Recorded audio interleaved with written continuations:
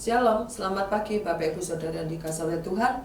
Puji Tuhan, kita sudah merayakan perayaan Natal pada tanggal 11 Desember kemarin ya. Bersama-sama kita bersuka cita dan biarlah setiap hari ada Natal dalam kehidupan kita. Puji Tuhan.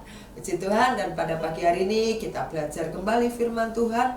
Sebelumnya mari kita berdoa bersama-sama Bapak Ibu. Terima kasih Tuhan Yesus, terima kasih pagi ini Kau bangunkan kami dari peristirahatan dan kami dapati diri kami dalam kondisi yang sehat walafiat. Kami bersyukur kepadamu Tuhan, dan biarlah dengan kesehatan dan kekuatan daripada Tuhan kami senantiasa mengucap syukur kepadamu Bapa. Terima kasih Tuhan, sebentar kami mau menikmati firman-Mu Tuhan, kami belajar firman-Mu agar kehidupan kami semakin bertumbuh dalam pengenalan akan firman-Mu dan kami menjadi pribadi yang kuat, pribadi yang tegar dalam menghadapi tantangan hidup ini. Terima kasih Tuhan, terima kasih di dalam nama Tuhan Yesus, haleluya, amin. Puji Tuhan. Bapak Ibu Saudara yang dikasihi oleh Tuhan, bulan Desember cepat sekali berjalan dan sebentar lagi bersama-sama kita memasuki tahun yang baru, era yang baru lagi tentunya ya. Puji Tuhan. Puji Tuhan, kita pada pagi hari ini belajar di dalam Perjanjian Lama kitab Bilangan. Kitab Bilangan 14 ayat yang ke-24. Bilangan 14 ayat yang ke-24, dan saya akan memberikan judul yaitu melepaskan masa lalu. Haleluya, haleluya, haleluya. Bapak Ibu, bicara masa lalu, setiap kita punya kenangan masa lalu. Kenangan yang manis, kenangan yang pahit, dan itu mewarnai kehidupan kita. Amin Bapak Ibu. Haleluya. Kenapa kita harus melepaskan, harus melupakan masa lalu? Dengan judul saya tadi, melepaskan masa lalu. Kan masa lalu itu yang mewarnai hidup kita. Ada sedih, ada senang, ada tangis, ada tawa, ya. Tetapi pada pagi hari ini kita melihat, ya, kita belajar kembali. Ada masa lalu yang harus kita bawa dan ada masa lalu yang tidak perlu kita ingat-ingat lagi. Amin. Ada masa lalu yang harus kita lupakan, ya.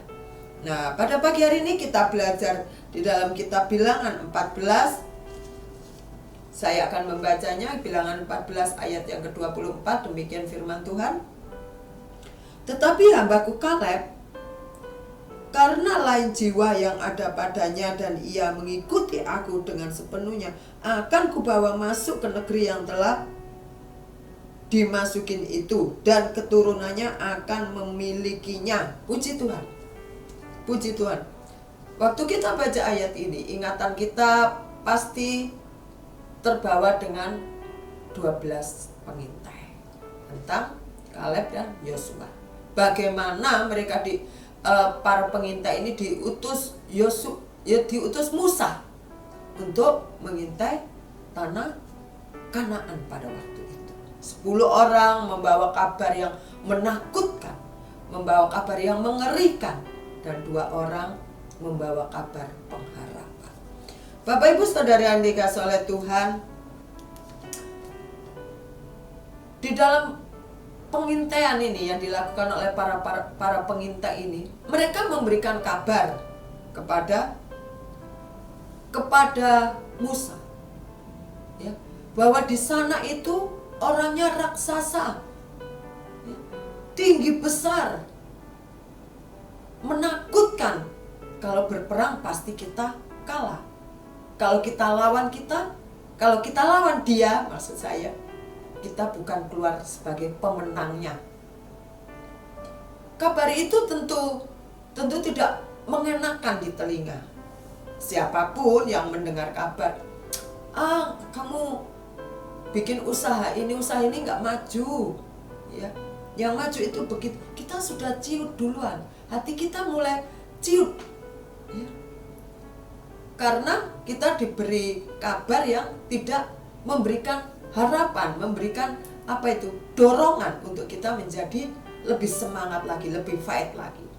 Tapi kita lihat di sini, Kaleb dan Yosua datang memberikan kabar yang mengembirakan, kabar yang memberikan pengharapan, kabar yang membangkitkan semangat bahwa di sana itu adalah tanah Kanaan, tanah yang subur, tanah yang makmur. Amin, Bapak Ibu.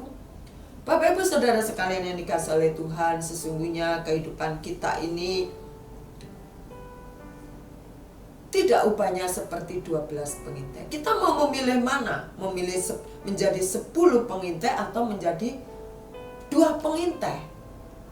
Pasti jawabannya dari kita adalah kita ingin menjadi 2 pengintai yang memberikan pengharapan, memberikan dorongan, memberikan antusias untuk kita maju, untuk kita lebih baik lagi, untuk kita dalam menggapai impian, harapan kita itu dengan keberanian, dengan mengatakan aku ini adalah seorang pemenang. Saya percaya, termasuk saya juga suka diberi masukan atau diberikan pengharapan. Semua orang senang mendengarnya, menjadi semangat, menjadi fight lagi, ya, bergairah lagi untuk menghadapi tantangan hidup ini. Kalau saya diberi kabar atau saya diberitahu tentang diri saya, kamu sudah tua, ya, pasti ada encok, rematik, asam urat, kesleo, kamu nggak akan bisa. Biasanya kan orang tua identik dengan begitu.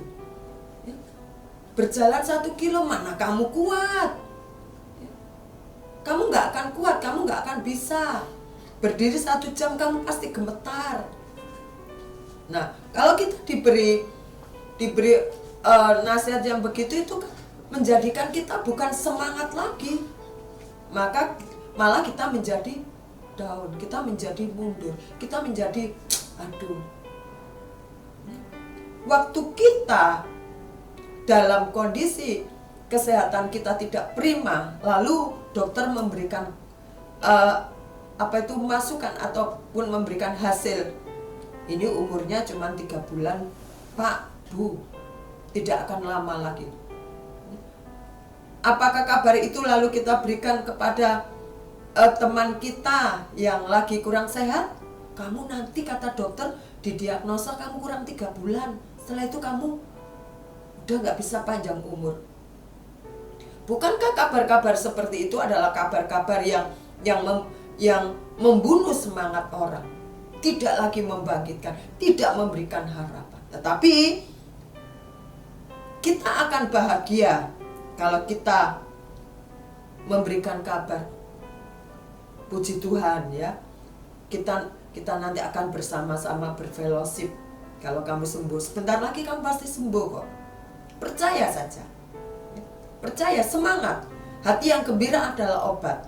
Kita semangati dia, kita dorong dia untuk dia tetap semangat. Bapak Ibu Saudara yang dikasihi oleh Tuhan, sekeliling kita sesungguhnya tidak semuanya memberikan dorongan yang baik ataupun memberikan penyemangat dalam hidup kita. Tetapi sesungguhnya Tuhan ingin memberikan permulaan yang baru dalam kehidupan kita. Amin, Bapak Ibu. Tuhan harapkan kita tidak mudah menyerah seperti Kaleb dan Yosua. Tuhan ingin kita terus maju dalam pelayanan, maju dalam kita berkarya, maju dalam pekerjaan kita, apapun yang kita kerjakan, dan terus percaya kepada Tuhan. Itulah yang Tuhan berikan dalam kehidupan kita. Tuhan ingin kita melakukan seperti itu, bukan malah kita semakin mundur, bukan kita malah semakin gak bersemangat, letoy begitu, tidak. Di dalam sebentar lagi semua orang akan memasuki tahun 2023. Bukan tidak ada tantangan, tantangannya pasti lebih berat lah. Tekanannya pasti lebih menekan lagi. Tapi apakah kita menjadi letoy? Tidak, karena kita berjalan, karena kita ada bersama-sama dengan Sang Pemenang, yaitu Yesus Tuhan kita. Amin, Bapak Ibu. Puji Tuhan. Puji Tuhan, pada pagi hari ini bukan cuman Bapak Ibu saja tetapi saya juga tentu ingin disemangati. Saya juga ingin didorong diri saya untuk menjadi pribadi yang lebih baik lagi, yang lebih percaya kepada Tuhan Yesus, yang lebih maju lagi, yang tidak mudah menyerah lagi. Amin Bapak Ibu, puji Tuhan, puji Tuhan, puji Tuhan Bapak Ibu ya. Puji Tuhan, semoga pada pagi hari ini kita menjadi pribadi seperti Paulus katakan, aku adalah pemenang. Nah, puji Tuhan. Mari kita berdoa Bapak Ibu ya. Haleluya, haleluya. Tuhan Yesus, terima kasih, kami tahu di dalam Engkau ada kemenangan, di dalam Engkau ada kekuatan, di dalam Engkau ada pengharapan. Terkadang perjalanan hidup kami membawa diri kami terpuruk Tuhan, tapi pada pagi hari ini kami mau bangkit kembali. Kami tidak mau menjadi pribadi yang menyerah. Kami mau menjadi pribadi yang tetap maju di dalam Tuhan, karena sesungguhnya kami tidak pernah berjalan sendiri. Ada tangan Tuhan yang perkasa, yang senantiasa menopang kami, yang senantiasa menuntun dan membawa kami menuju kemenangan. Terima kasih Tuhan, terima kasih. Di dalam nama Tuhan Yesus, kami serahkan hidup kami ke dalam tangan-Mu. Haleluya, amin. Selamat pagi, selamat beraktivitas, percaya tangan Tuhan selalu memegang kita. Amin, haleluya. Selamat pagi.